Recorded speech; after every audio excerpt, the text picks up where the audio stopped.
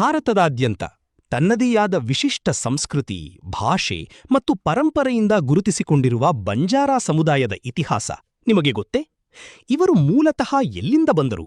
ಕರ್ನಾಟಕದಲ್ಲಿ ತಾಂಡಾಗಳಲ್ಲಿ ವಾಸಿಸುವುದಕ್ಕೆ ಕಾರಣವೇನು? ಈ ವಿಡಿಯೋದಲ್ಲಿ ಬಂಜಾರಾ ಸಮುದಾಯದ ಇತಿಹಾಸದಿಂದ ಹಿಡಿದು ಅವರ ಸಂಸ್ಕೃತಿ, ಜೀವನ ಶೈಲಿ ಮತ್ತು ಕರ್ನಾಟಕದೊಂದಿಗೆ ಅವರ ಸಂಬಂಧವನ್ನು ಸಂಪೂರ್ಣವಾಗಿ ತಿಳಿದುಕೊಳ್ಳೋಣ.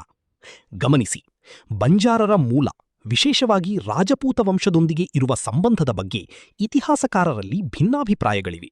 ಆದ್ದರಿಂದ ಅದನ್ನು ನಿರ್ವಿವಾದ ಸತ್ಯವಾಗಿಯಲ್ಲ, ಒಂದು ಪ್ರಮುಖ ಐತಿಹಾಸಿಕ ಅಭಿಪ್ರಾಯವಾಗಿ ಪ್ರಸ್ತುತಪಡಿಸುವುದು ಸೂಕ್ತ.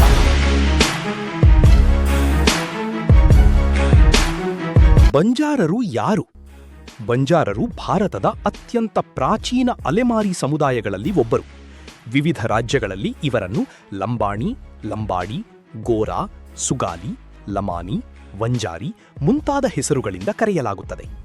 ಕರ್ನಾಟಕದಲ್ಲಿ ಸಾಮಾನ್ಯವಾಗಿ ಲಂಬಾಣಿ ಅಥವಾ ಬಂಜಾರ ಎಂದು ಕರೆಯುತ್ತಾರೆ. ಬಂಜಾರರ ಮೂಲ ಎಲ್ಲಿಂದ? ಇತಿಹಾಸಕಾರರ ಅಭಿಪ್ರಾಯದಂತೆ ಬಂಜಾರರ ಮೂಲ ಉತ್ತರ ಭಾರತದ ರಾಜಸ್ಥಾನ ಭಾಗವಾಗಿದೆ. ಹಲವಾರು ಸಂಶೋಧನೆಗಳ ಪ್ರಕಾರ ಅವರು ರಾಜಪೂತ ಸಮುದಾಯದ ಕೆಲವು ವಂಶಗಳೊಂದಿಗೆ ಸಂಬಂಧ ಹೊಂದಿದ್ದಾರೆ ಎಂದು ಹೇಳಲಾಗುತ್ತದೆ. ಆದರೆ ಇದರ ಬಗ್ಗೆ ವಿಭಿನ್ನ ಅಭಿಪ್ರಾಯಗಳೂ ಇವೆ. ಎಲ್ಲ ಸಂಶೋಧಕರು ಇದನ್ನು ಒಂದೇ ರೀತಿಯಾಗಿ ಒಪ್ಪಿಕೊಂಡಿಲ್ಲ. ಬ್ರಿಟಿಷರ ವಿರುದ್ಧ ಲಂಬಾಣಿಗಳು.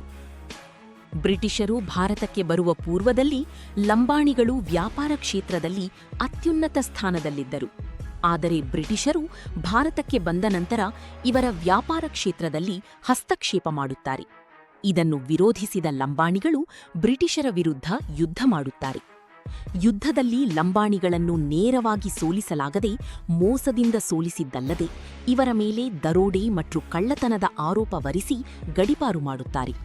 ಆದ್ದರಿಂದ ಈ ಜನಾಂಗವು ಮುಂದೆ ಅಲೆಮಾರಿ ಜನಾಂಗವಾಗಿ ಮಾರ್ಪಡುತ್ತದೆ. ಲಂಬಾಣಿಗಳು ಕರ್ನಾಟಕಕ್ಕೆ ಹೇಗೆ ಬಂದರು? ಸುಮಾರು 500-800 ವರ್ಷಗಳ ಹಿಂದೆ ಬಂಜಾರರು ವ್ಯಾಪಾರಕ್ಕಾಗಿ ದೇಶದಾದ್ಯಂತ ಸಂಚರಿಸುತ್ತಿದ್ದರು. ಆ ಕಾಲದಲ್ಲಿ ರೈಲು ಅಥವಾ ಲಾರಿಗಳಿರಲಿಲ್ಲ. ಆದ್ದರಿಂದ ಅವರು ಸಾವಿರಾರು ಎತ್ತುಗಳ ಮೂಲಕ ಉಪ್ಪು, ಧಾನ್ಯ, ಹತ್ತಿ, ತುಪ್ಪ ಮತ್ತು ಇತರ ಅಗತ್ಯ ವಸ್ತುಗಳನ್ನು ಸಾಗಿಸುತ್ತಿದ್ದರು. ಅಲಾವುದ್ದೀನ್ ಖಿಲ್ಜಿ, ಶೇರ್ ಶಾ ಸೂರಿ ಮತ್ತು ಅಕ್ಬರ್ರ ಕಾಲದಲ್ಲಿ ಬಂಜಾರರು ಸೇನೆಗಳಿಗೆ ಆಹಾರ ಮತ್ತು ಸರಕುಗಳನ್ನು ತಲುಪಿಸುವ ಪ್ರಮುಖ ಪಾತ್ರ ವಹಿಸಿದ್ದರು ಎಂದು ಹಲವು ಐತಿಹಾಸಿಕ ಉಲ್ಲೇಖಗಳು ತಿಳಿಸುತ್ತವೆ. ವ್ಯಾಪಾರದ ಹಾದಿಯಲ್ಲಿ ಅವರು ಕರ್ನಾಟಕ, ಮಹಾರಾಷ್ಟ್ರ, ತೆಲಂಗಾಣ, ಆಂಧ್ರಪ್ರದೇಶ ಸೇರಿದಂತೆ ಹಲವು ಪ್ರದೇಶಗಳಲ್ಲಿ ನೆಲೆಸಿದರು. ತಾಂಡಾಗಳಲ್ಲಿ ವಾಸಿಸುವುದೇಕೆ? ತಾಂಡಾ ಎಂದರೆ ಬಂಜಾರರ ವಸತಿ ಗ್ರಾಮ. ಅವರು ಹಿಂದೆ ಅಲಮಾರಿ ಜೀವನ ನಡೆಸುತ್ತಿದ್ದುದರಿಂದ ಒಂದೇ ಕುಟುಂಬವಲ್ಲದೆ ಹಲವು ಕುಟುಂಬಗಳು ಸೇರಿ ಪ್ರತ್ಯೇಕವಾಗಿ ವಾಸಿಸುತ್ತಿದ್ದರು. ಹೀಗೆ ರೂಪುಗೊಂಡ ವಸತಿಯನ್ನು ತಾಂಡಾ ಎಂದು ಕರೆಯಲಾಯಿತು. ಇದಕ್ಕೆ ಪ್ರಮುಖ ಕಾರಣಗಳು: ತಮ್ಮ ಸಂಸ್ಕೃತಿಯನ್ನು ಉಳಿಸಿಕೊಳ್ಳುವುದು, ಪಶುಸಂಗೋಪನೆ ಮತ್ತು ವ್ಯಾಪಾರಕ್ಕೆ ಅನುಕೂಲ, ಪರಸ್ಪರ ಭದ್ರತೆ, ಸಮುದಾಯದ ಒಗ್ಗಟ್ಟು. ಇಂದಿಗೂ ಕರ್ನಾಟಕದ ಅನೇಕ ಜಿಲ್ಲೆಗಳಲ್ಲಿ ತಾಂಡಾಗಳಿವೆ. ಬಂಜಾರರ ಸಂಸ್ಕೃತಿ. ಬಂಜಾರರ ಸಂಸ್ಕೃತಿ ಅತ್ಯಂತ ಶ್ರೀಮಂತವಾಗಿದೆ. ಬಣ್ಣ ಬಣ್ಣದ ಸಾಂಪ್ರದಾಯಿಕ ಉಡುಪು, ಕನ್ನಡಿಗಳಿಂದ ಅಲಂಕರಿಸಿದ ಕಸೂತಿ, ಬೆಳ್ಳಿಯ ಆಭರಣಗಳು, ಜನಪದ ಹಾಡುಗಳು, ಸಾಂಪ್ರದಾಯಿಕ ನೃತ್ಯ ಇವುಗಳು ಭಾರತದ ಜನಪದ ಸಂಸ್ಕೃತಿಯಲ್ಲಿ ವಿಶೇಷ ಸ್ಥಾನ ಪಡೆದಿವೆ. ಭಾಷೆ.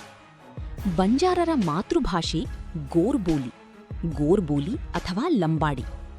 ಆದರೆ ಕರ್ನಾಟಕದಲ್ಲಿ ವಾಸಿಸುವವರು ಕನ್ನಡ, ತೆಲುಗು, ಮರಾಠಿ ಹಾಗೂ ಹಿಂದಿಯನ್ನೂ ಮಾತನಾಡುತ್ತಾರೆ. ಪ್ರಮುಖ ಉದ್ಯೋಗ. ಹಿಂದೆ ಉಪ್ಪಿನ ವ್ಯಾಪಾರ, ಧಾನ್ಯ ಸಾಗಾಟ, ಎತ್ತುಗಳ ವ್ಯಾಪಾರ, ಪಶುಸಂಗೋಪನೆ. ಇಂದು ಕೃಷಿ, ಸರ್ಕಾರಿ ಉದ್ಯೋಗ, ಖಾಸಗಿ ಉದ್ಯೋಗ, ವ್ಯಾಪಾರ, ಶಿಕ್ಷಣ ಮತ್ತು ವಿವಿಧ ವೃತ್ತಿಗಳು. ಹಬ್ಬಗಳು. ಬಂಜಾರರು ದೀಪಾವಳಿ, ಹೋಳಿ, ದಸರಾ ಸೇರಿದಂತೆ ಹಲವು ಹಬ್ಬಗಳನ್ನು ಆಚರಿಸುತ್ತಾರೆ. ಕೆಲವು ಪ್ರದೇಶಗಳಲ್ಲಿ ಸಮುದಾಯದ ವಿಶೇಷ ಆಚರಣೆಗಳೂ ಇವೆ. ಕರ್ನಾಟಕದ ಬಳ್ಳಾರಿ, ವಿಜಯನಗರ, ಕಲಬುರಗಿ, ಯಾದಗಿರಿ, ರಾಯಚೂರು, ವಿಜಯಪುರ, ಬಾಗಲಕೋಟೆ, ಕೊಪ್ಪಳ ಸೇರಿದಂತೆ ಹಲವು ಜಿಲ್ಲೆಗಳಲ್ಲಿ ಬಂಜಾರ ಸಮುದಾಯ ಹೆಚ್ಚಿನ ಸಂಖ್ಯೆಯಲ್ಲಿ ವಾಸಿಸುತ್ತಿದೆ. ಬಂಜಾರರ ಪ್ರಸ್ತುತ ಸ್ಥಿತಿಗತಿ. ಕಲೆ ಹಾಗೂ ಸಂಸ್ಕೃತಿಗೆ ಇನ್ನೊಂದು ಹೆಸರೇ ಬಂಜಾರರು.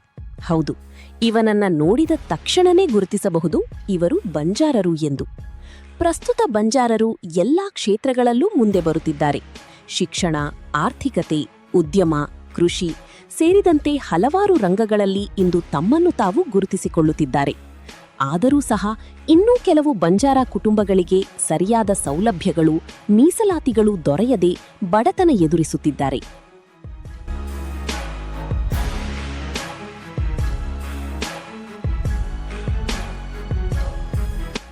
ಭಾರತದಾದ್ಯಂತ ಬಂಜಾರರ ಜನಸಂಖ್ಯೆ 60 ಮಿಲಿಯನ್ನಿಂದ 120 ಮಿಲಿಯನ್, ಅಂದ್ರೆ ಬರೋಬ್ಬರಿ 6ರಿಂದ 12 ಕೋಟಿ ಜನಸಂಖ್ಯೆ.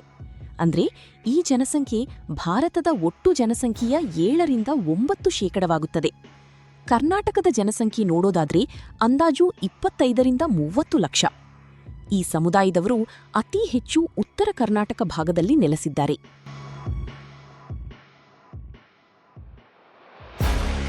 ಇದಾಗಿತ್ತು ಸ್ನೇಹಿತರೆ ಬಂಜಾರ ಸಮುದಾಯದ ಸಂಕ್ಷಿಪ್ತ ಮಾಹಿತಿ. ಈ ಮಾಹಿತಿ ಇಷ್ಟವಾದಲ್ಲಿ ನಮ್ಮ ಚಾನಲ್ ಅನ್ನು ಸಬ್ಸ್ಕ್ರೈಬ್ ಆಗಿ ಹಾಗೂ ಲೈಕ್ ಮಾಡಿ.